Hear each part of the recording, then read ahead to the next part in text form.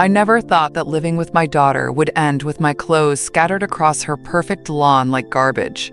Pay or get out, Lisa screamed, her voice raw, almost cracking. She was trembling, with anger, with entitlement, with something I couldn't even name anymore.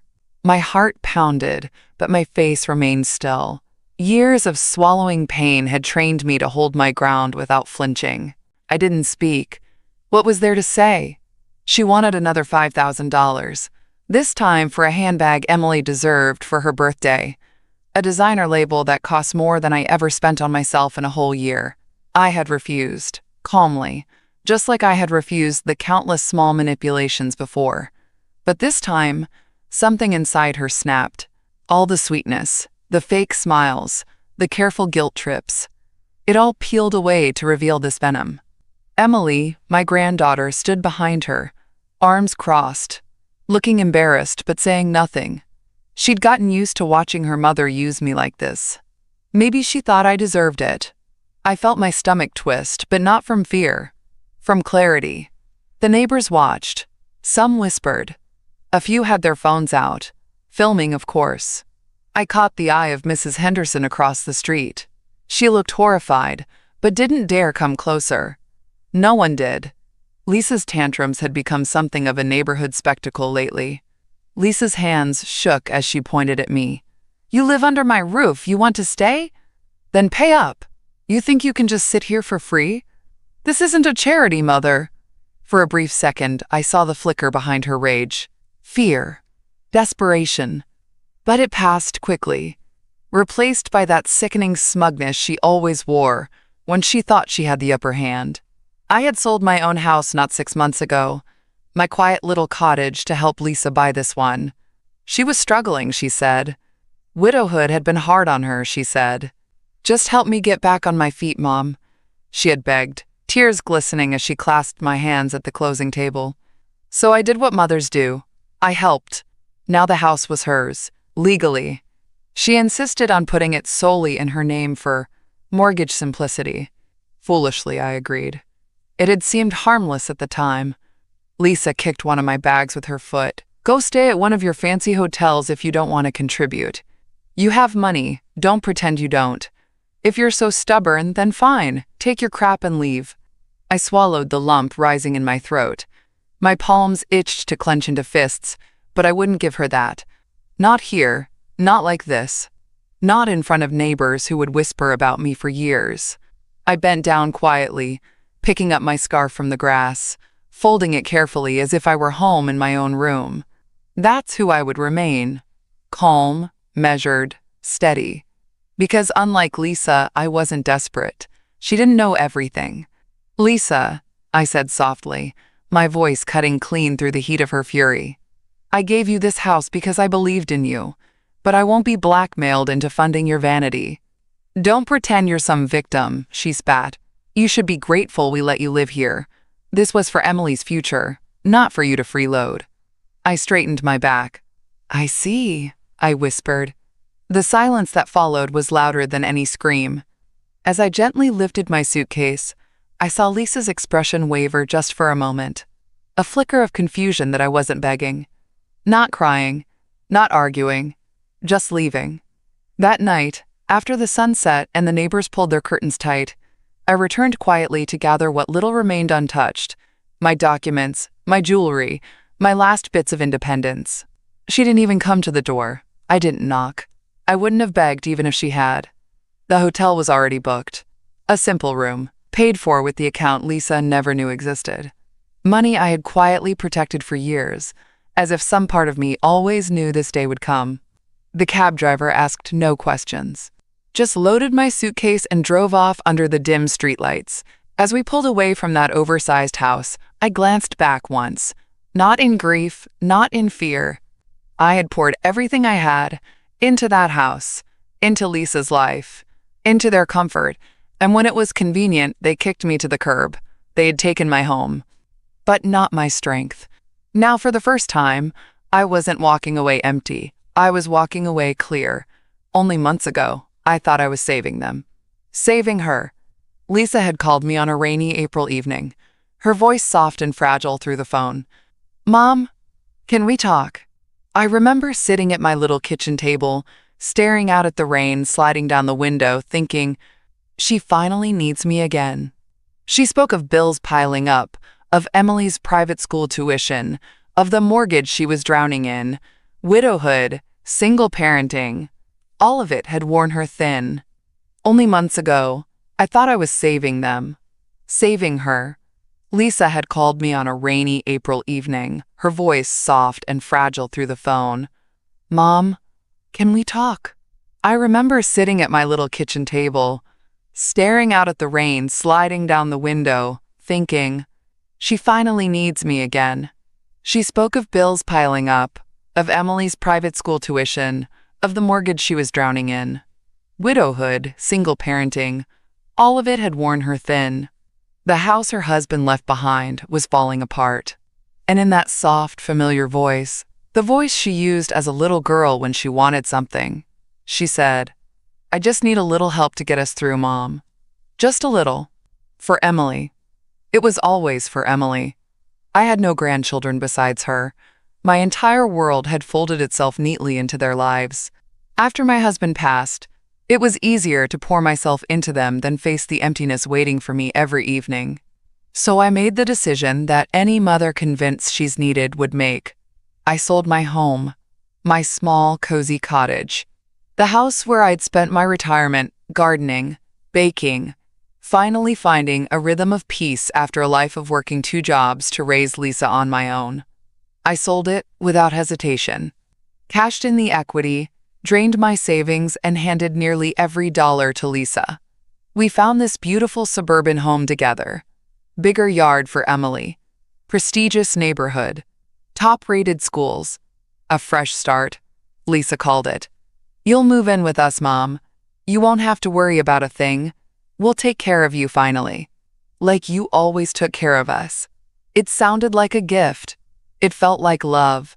I remember the first few weeks so vividly. Lisa bustling in the kitchen, Emily chatting about school. The 3 of us having dinners around the enormous farmhouse table Lisa insisted we buy. I even let myself believe for a while that I belonged again. But the cracks started small. Packages arriving daily. Endless boxes of shoes, dresses, handbags I couldn't pronounce, spa appointments, private yoga instructors, extravagant dinner parties with her new friends who all seemed just as self-absorbed as she had become. I said nothing. It wasn't my place, I told myself. I was just glad to see her smiling again. And Emily, sweet, impressionable Emily, absorbed it all like a sponge. She began demanding designer brands for her birthdays, her grades slipping while her tantrums sharpened. The kindness I once saw in her eyes began to dull. The girl I'd bounced on my knees, read bedtime stories to. She was slipping further away. I tried to talk to Lisa gently, once, after noticing the credit card bills left open on the counter. Are you managing okay, sweetheart? Maybe we should slow down a little. Her response was sharp but controlled, like a rehearsed speech. Mom, you worry too much. I know what I'm doing. We deserve this. After everything we've been through, we deserve a little luxury, don't we?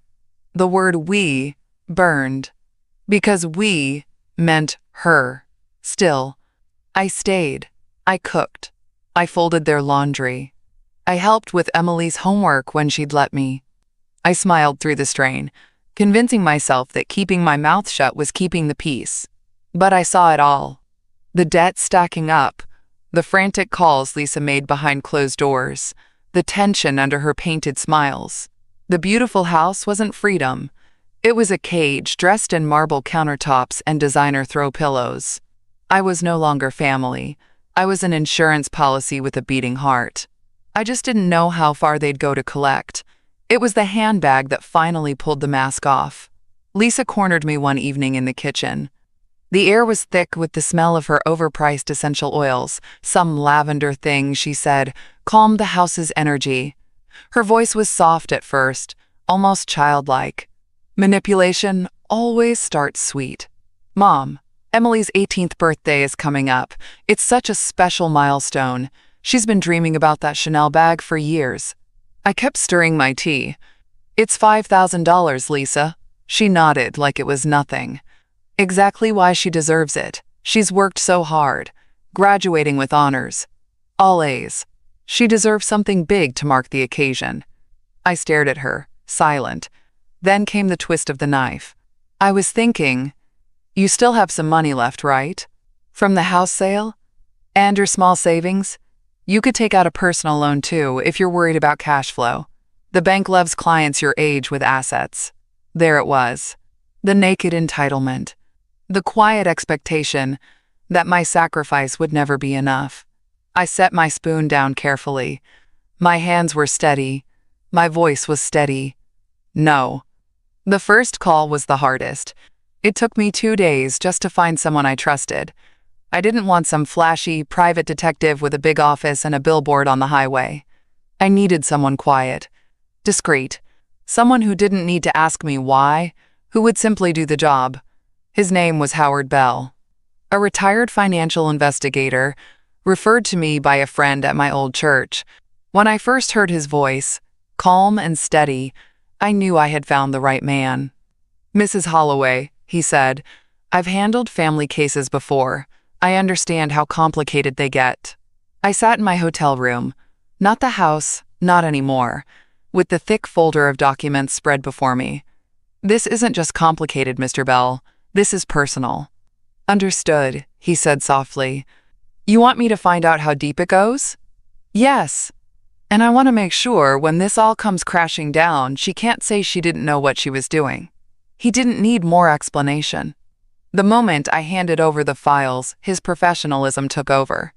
No questions about my daughter, no lectures about how painful this must be.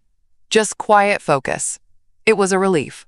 While Lisa was still playing her sweet little game at home, preparing family dinners, and dropping hints about my contribution, I was meeting Howard in quiet corners of coffee shops, exchanging files like we were spies.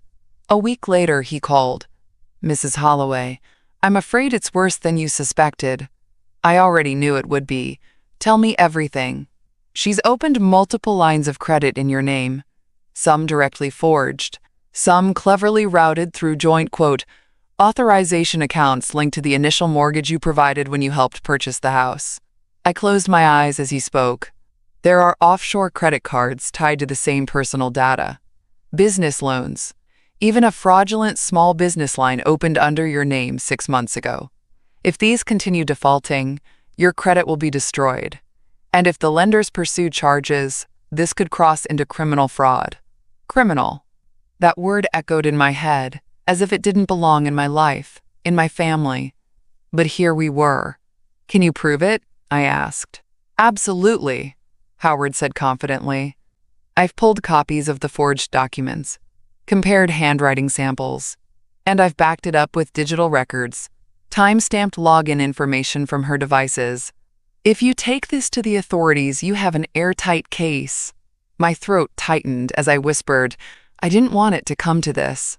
"Of course you didn't," he said gently.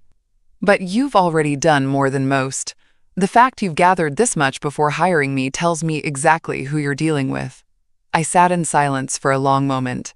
"What would you do if this was your family?" Howard didn't answer right away, but when he did, his voice was steady. "If it was my daughter, I'd protect myself first. Because once a person crosses this line, they rarely stop on their own." I nodded slowly. "Then we proceed." Howard's voice softened just slightly. "I'll prepare the full report for your attorney. You won't have to lift another finger. And Mrs. Holloway, I'm sorry it's come to this." I exhaled a breath I'd been holding for months. "I'm not." And for the first time in a long time, I meant it. The letter came on a Thursday morning. I wasn't living there anymore. My things had been packed weeks ago, but I knew there were still pieces of evidence hiding inside that house, and Lisa was careless with mail. She never noticed what arrived. She never worried about what sat unopened. I waited until I was sure they were gone, off to one of their spa days, still playing pretend while the ground beneath them crumbled. The house was as silent as I remembered, except now it didn't feel like mine at all. Just a hollow stage set for their denial.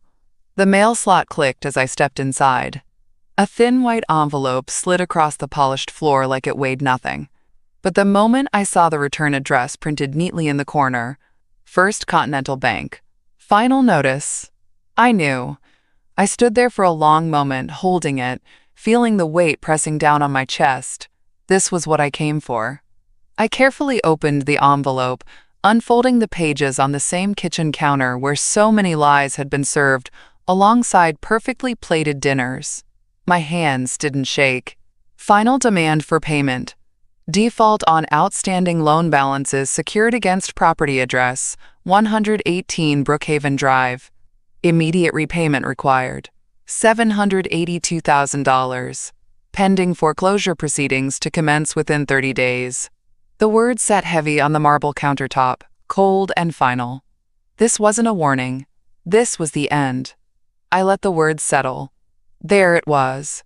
The truth Lisa had been burying beneath silk robes, luxury handbags, and manicured lies. The house wasn't just at risk. It was already lost. When they returned that afternoon, the storm came.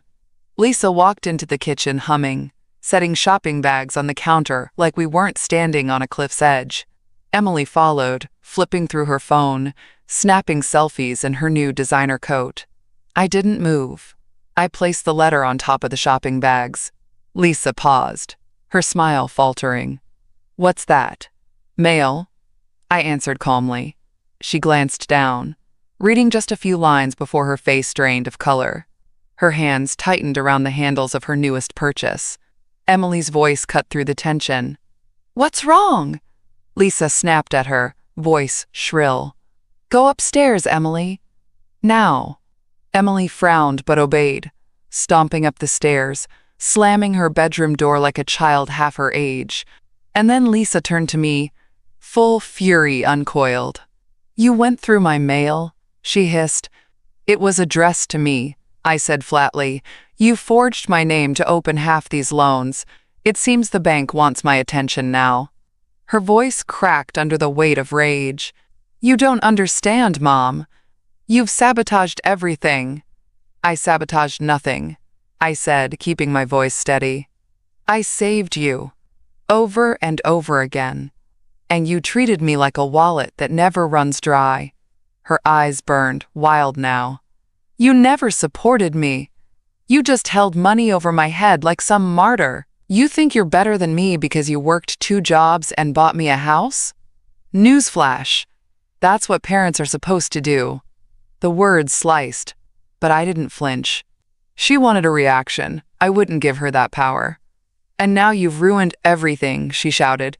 "You could have helped me fix this, but you want to watch me fall. You're bitter and selfish and cruel."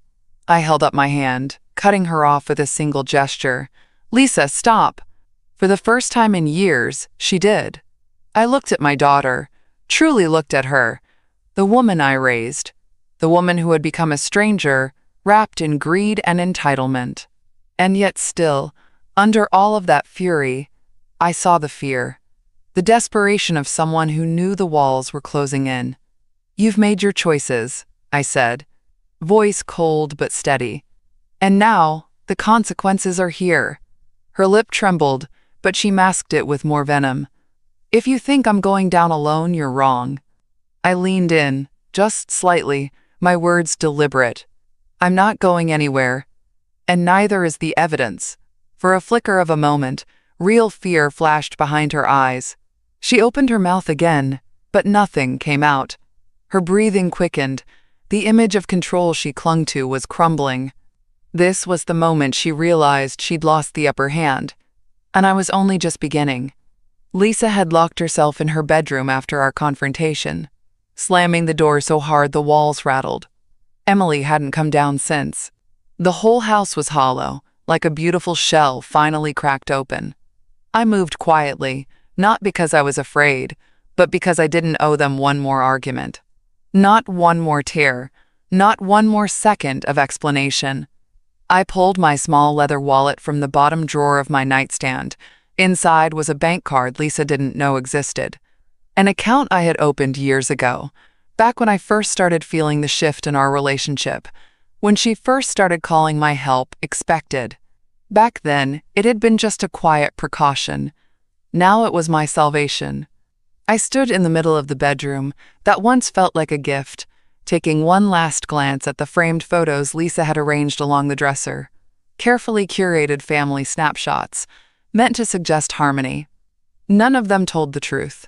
At the front door, I paused. The house was still. The polished marble floor gleamed under the soft hallway lights. It was beautiful. Expensive. Paid for with my sacrifices. My future. My trust. I walked out without looking back. The following morning, I finally called the attorney recommended by financial investigator. A quiet, sharp woman named Denise I'd worked with once years ago during my estate planning. I knew she'd handle this with precision. When she answered, her tone was crisp but warm. "Margaret, how can I help?" I didn't waste words. I need to discuss identity theft, fraud, and how to protect myself before this gets worse. There was a slight pause on the other end. "Lisa?" "Yes." Another pause, but her voice didn't soften. She understood. "All right. Start from the beginning. We'll move carefully." By noon, I was sitting in her office, sliding the thick folder of documents across her polished oak desk. Copies of everything Howard had found.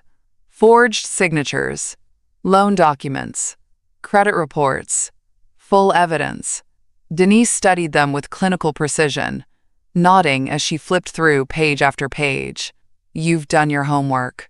"I've had plenty of time to watch," I said. When she looked up, her expression was firm. "Legally, you have an extremely strong case. This isn't just reckless borrowing. This is criminal.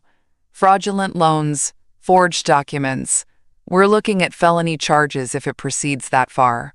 I swallowed, still hearing Lisa's voice in my head from the night before. "You're bitter and selfish and cruel," Denise continued, her voice steady. "But our first step is protection. We'll alert the banks, freeze your credit, notify the financial institutions of fraud, and I'll begin drafting civil action papers immediately." "And the house?" I asked. She nodded. "We'll address the property last. First, we build the wall around you. Once you're safe, we'll let the authorities handle the rest." For the first time since this nightmare began, I allowed myself a small exhale. Not relief, not yet, but the smallest taste of something I hadn't felt in years. Control. The work began quietly. Denise didn't waste time. By the end of that first week, my credit was frozen across every bureau. Fraud alerts were placed on my Social Security number. The banks had received formal notices, along with copies of the forged documents.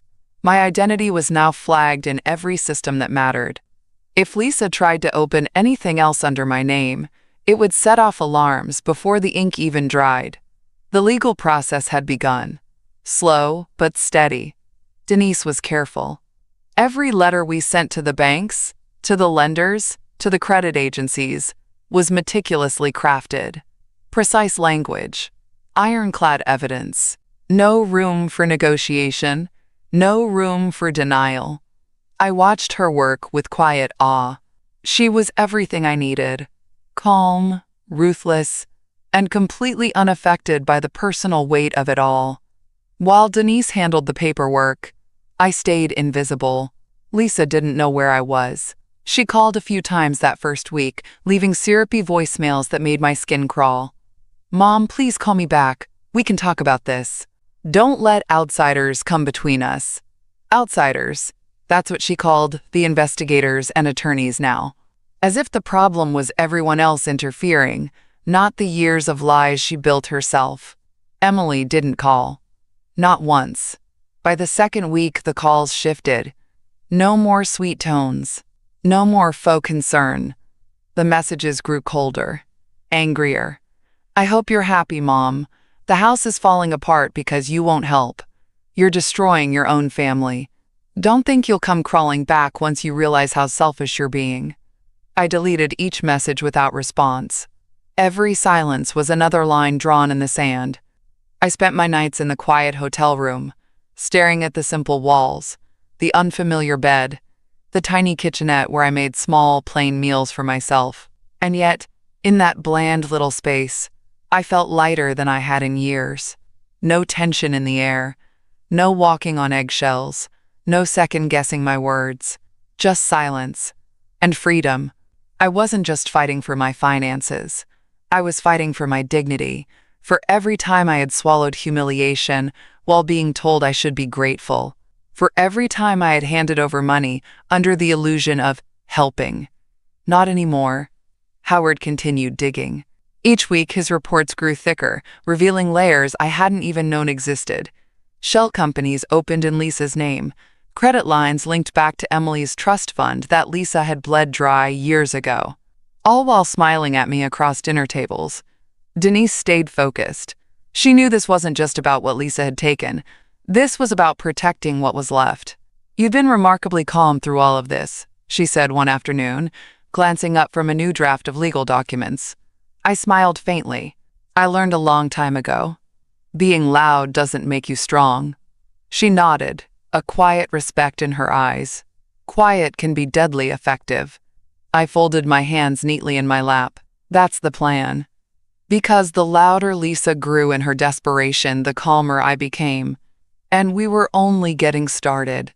It hit me one morning while sitting alone in that quiet little hotel kitchenette, just how much of my life I had handed over.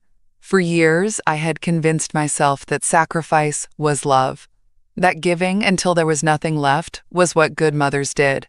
I told myself I was helping Lisa, saving Emily, holding the family together. I wore my exhaustion like a badge, but looking back now, I saw it clearly. They never loved me.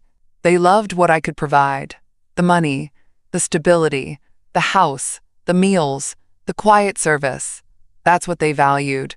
Not my presence, not my counsel, not my sacrifices. Only the things my sacrifice bought. And when the well ran dry, I became disposable. I thought of all the nights I sat across from Lisa at that big, beautiful dining table, her sipping expensive wine, me quietly budgeting how far my pension would stretch after I'd drained my savings for her. The hundreds of times I bit my tongue while she laughed about her hard-working sacrifices to impress her friends. The way Emily had absorbed that same entitlement, looking at me like a background character in their show. I had spent years waiting for gratitude that was never coming.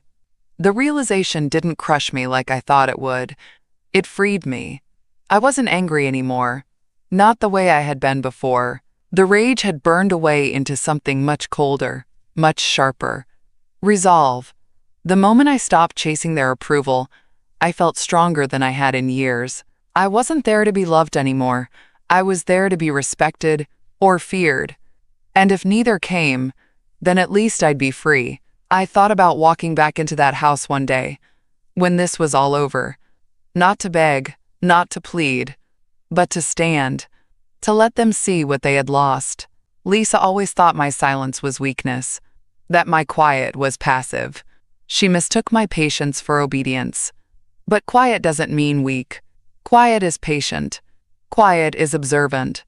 Quiet remembers every detail.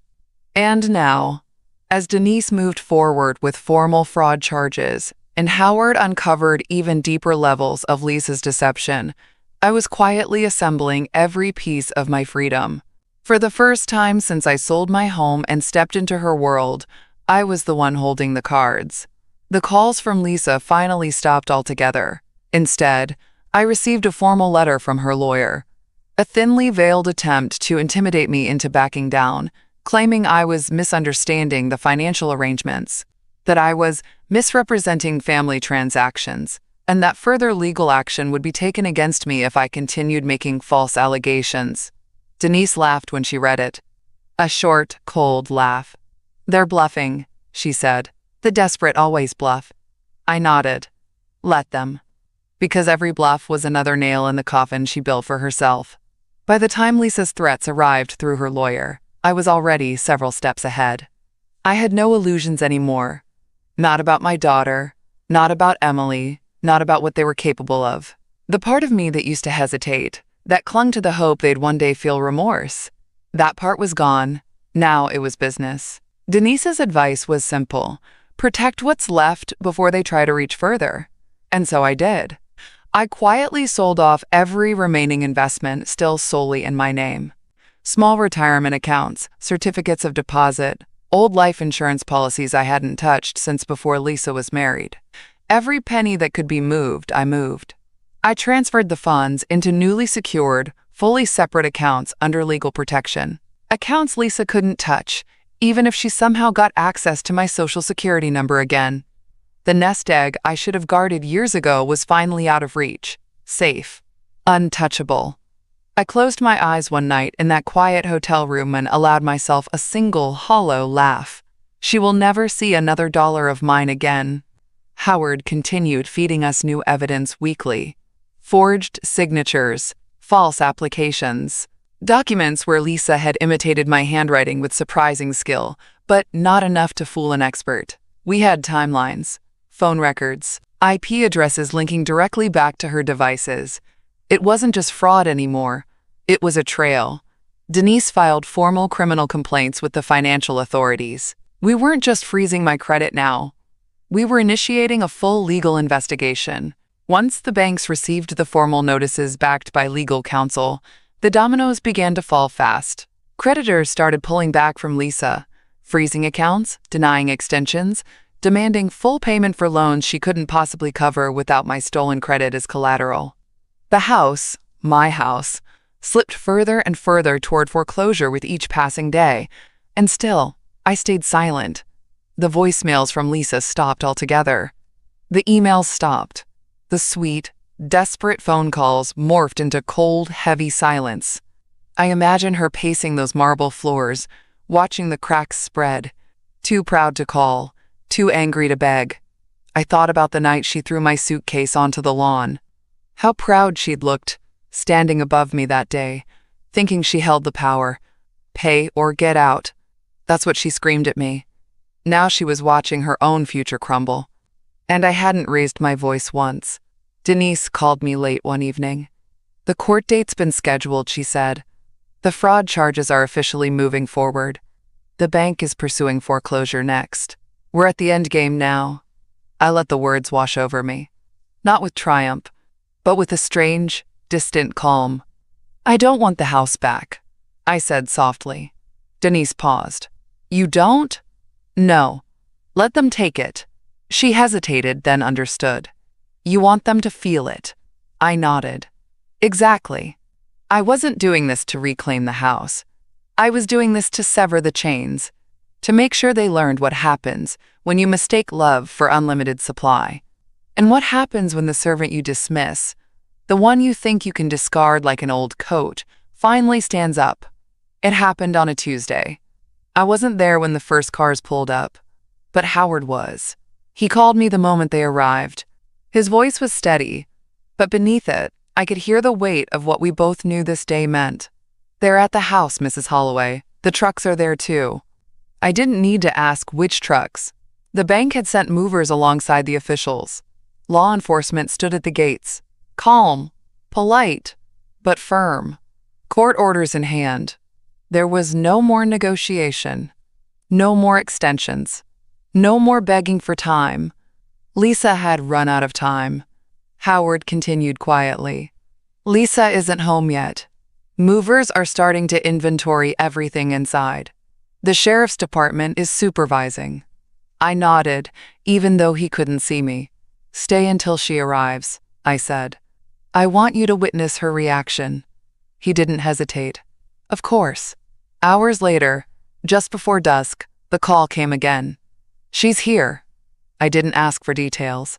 I only whispered, Tell me. Howard spoke softly, almost as if narrating a slow-motion film. She pulled up fast. You could tell, the second she saw the trucks, she realized it was real. She rushed to the officers, waving papers in her hand. The court orders were read again. She tried arguing, loud at first, then desperate. She's crying now. I closed my eyes. And Emily? I asked. Howard's voice shifted, sadder. She's standing by the car, frozen. Just watching. Good, I thought bitterly. Let her see it. Let her see what happens when entitlement devours everything.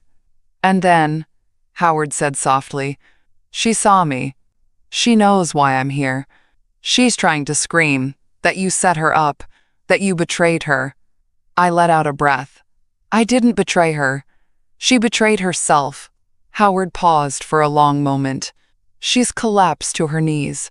I think it's finally sinking in." The image flashed so vividly in my mind, I could almost hear Lisa's sobs echoing across that expensive, hollow driveway, the same driveway where she once stood above me as I bent to pick up my suitcase. "Pay or get out." Those words circled back like a ghost, but this time, I wasn't the one being pushed out. This time, it was her. I whispered, almost to myself, "Let them finish. Leave nothing." "Yes, ma'am," Howard replied. I hung up. My hands didn't tremble. My breathing stayed even.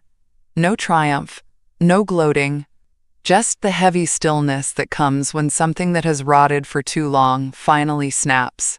I didn't plan to be there. Not at first. But as the sun dipped low and Howard's updates kept coming, something inside me shifted. I needed to see it. Not for revenge, not to gloat, but to stand there, fully present as the weight of every choice landed on her shoulders. When I arrived, the scene was already in full motion. 2 moving trucks parked side by side. Officers directing the crew as they cataloged furniture, electronics, artwork, all the luxury she'd clung to, now boxed and tagged as assets to be liquidated. The neighbors were out again, whispering, watching, just like the day she threw me out. And there, standing at the edge of the chaos, was Lisa. Her arms wrapped around herself, shoulders shaking, eyes wild with panic. Mascara streaked down her cheeks. Her perfect composure was gone. Emily stood behind her, stiff and pale, eyes darting between me and the trucks, confused and humiliated. Lisa saw me the moment I stepped onto the sidewalk. Her face twisted, not with shame, but with rage. "You," she hissed, voice hoarse from hours of screaming. "You did this. You planned this." I stayed still, calm. My voice was low, but strong enough for every pair of watching eyes to hear. "You threw me out first." Her mouth opened, then snapped shut. She couldn't deny it. Not in front of the witnesses.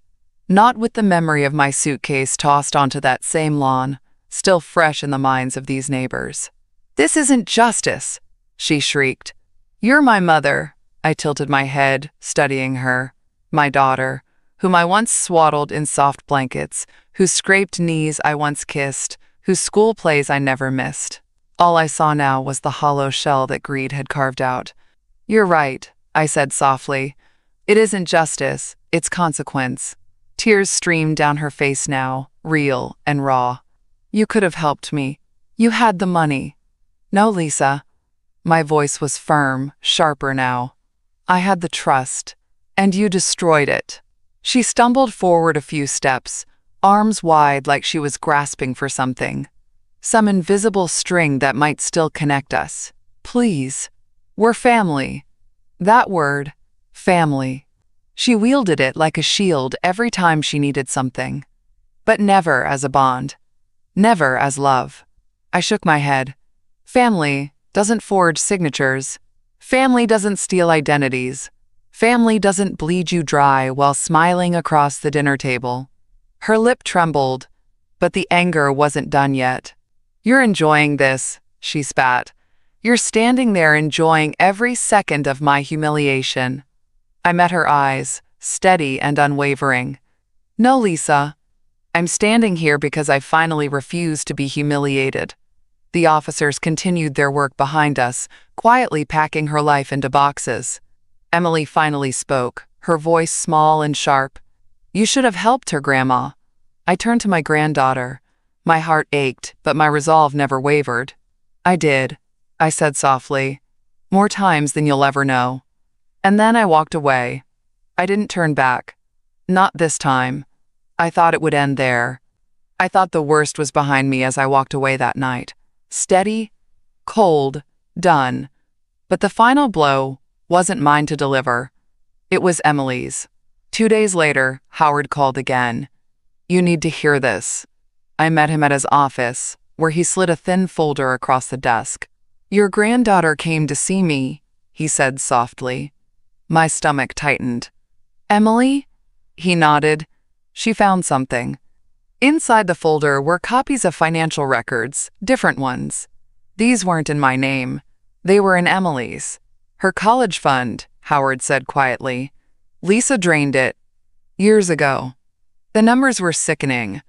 Thousands siphoned off little by little, disguised as education expenses, transfers, early withdrawals. But none of that money ever made it to tuition. It went into Lisa's endless shopping sprees, luxury trips, spa treatments, and boutique, investments. And now, with the house gone, the truth had finally spilled into the open. I pictured Emily finding those papers. I pictured her world tilting beneath her feet, realizing that everything she thought was promised had already been stolen. Not by me, but by her own mother. Howard's voice stayed calm. They fought, loud. Neighbors heard it. I sat there, absorbing the weight of it. My granddaughter, the one I'd feared I'd lost completely, now faced the full extent of her mother's betrayal. Howard added, "Emily called me afterward. She didn't ask for money. She asked for proof. She wanted to know if it was real. I showed her everything you let me collect." I could barely speak. "And what did she say?" Howard hesitated. "She said, 'I thought Grandma abandoned us. Now I know who really did.'" The ache that pulsed in my chest was sharp, but not bitter. For the first time in years, I heard something in my granddaughter's voice I hadn't heard since she was a little girl, sitting on my lap. Clarity. Later that evening, I received a message from Emily directly, the first contact since everything collapsed. "Grandma, I want to see you. Alone. Please." We met at a small cafe far away from the neighborhood, where everything fell apart.